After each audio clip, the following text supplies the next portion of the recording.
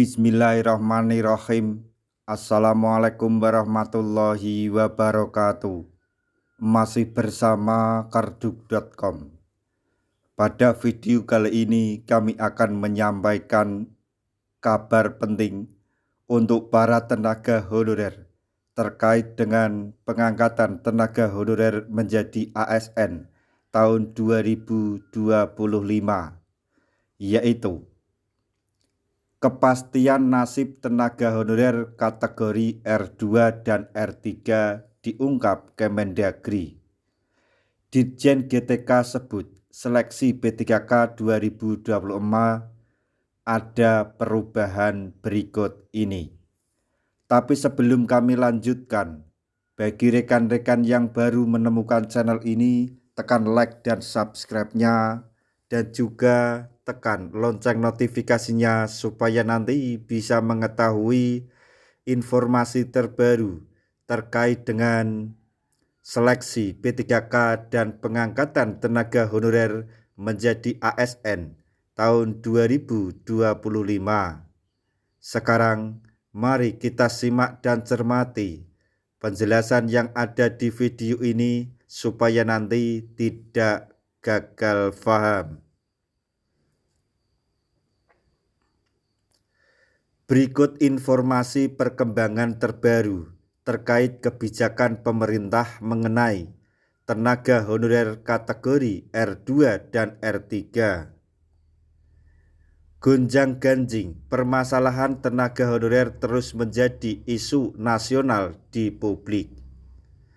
Sebab tenaga honorer atau non-ASN merupakan bagian tulang punggung pemerintah sama halnya dengan pegawai ASN. Namun, berbicara tingkat kesejahteraan dan kepastian hukum, tenaga honorer bisa dikatakan jauh dari layak. Saat ini, pemerintah melalui Kementerian Dalam Negeri atau Kemendagri telah mengeluarkan kebijakan yang membawa angin segar bagi tenaga honorer kategori R2 dan R3.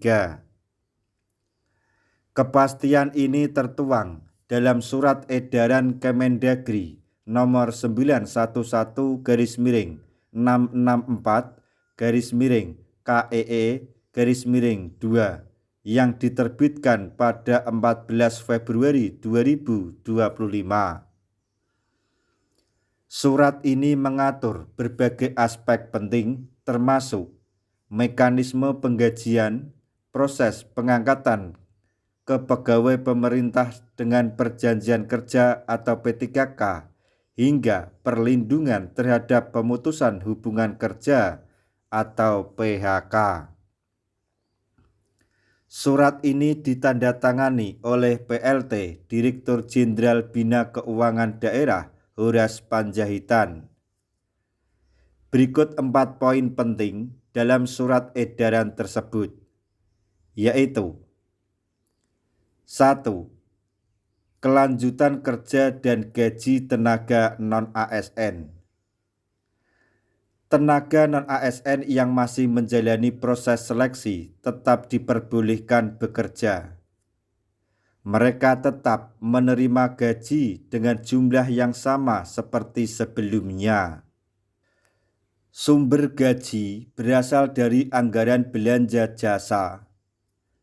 Setelah diangkat menjadi P3K paruh waktu, penggajian akan mengikuti kode rekening dalam keputusan Menteri Dalam Negeri. Kebijakan ini mengacu pada surat PLT Sekjen Kemendagri nomor 911/227/SJ tertanggal 16 Januari 2025. Kemudian yang kedua, penganggaran P3K, maksudnya gaji P3K paruh waktu. Setelah tenaga honorer diangkat sebagai P3K, skema penggajiannya akan disesuaikan dengan kode rekening yang telah ditetapkan dalam keputusan Menteri Dalam Negeri. Proses ini bertujuan untuk memastikan keberlanjutan penghasilan bagi tenaga honorer yang berhasil lolos seleksi. Kemudian yang ketiga, larangan pengangkatan non-ASN di luar ketentuan. Pemerintah daerah dilarang mengangkat tenaga non-ASN di luar ketentuan perundang-undangan yang berlaku. Jika larangan ini dilanggar, anggaran untuk penggajian tenaga honorer tersebut tidak akan diberikan. Kebijakan ini mengacu pada Surat Menteri Pan-RB nomor B-5993-MSM.01.00/2024 tertanggal 12 Desember 2024. Kemudian yang keempat, penggajian tenaga non-ASN di luar database BKN. Tenaga honorer yang belum terdaftar dalam database Badan Kepegawaian Negara atau BKN, tetapi masih dalam proses seleksi tetap berhak menerima gaji. Penggajian akan mengikuti aturan yang tertuang dalam Surat Menteri Pan-RB nomor B-5993-MSM.01.00/2024. Diketahui dengan terbitnya surat edaran ini, tenaga honorer kategori R2 dan R3 kini mendapatkan kepastian terkait penggajian status kepegawaian dan peluang masuk dalam skema P3K paruh waktu. Sementara itu, Dirjen GTK Nunuk Suryani menyatakan kemungkinan terdapat perubahan signifikan penerimaan CASN 2025 termasuk P3K di dalamnya. Kementerian Pendidikan Dasar dan Menengah Kemendikdasmen mengajukan usulan kebutuhan guru dan tenaga kependidikan. Proses pengusulan kini sepenuhnya menjadi tanggung jawab pemerintah daerah atau Pemda. Terkait keberlanjutan seleksi P3K pada tahun 2025, Direktur Jenderal Guru dan Tenaga Kependidikan Nunuk Suryani menyatakan bahwa keputusan tersebut berada di ranah Kementerian Pendayagunaan Aparatur Negara dan Reformasi Birokrasi atau Kemenpan-RB. Di berbagai kesempatan, Dirjen Nunuk terus mendorong para guru untuk mengikuti pendidikan profesi guru atau PPG.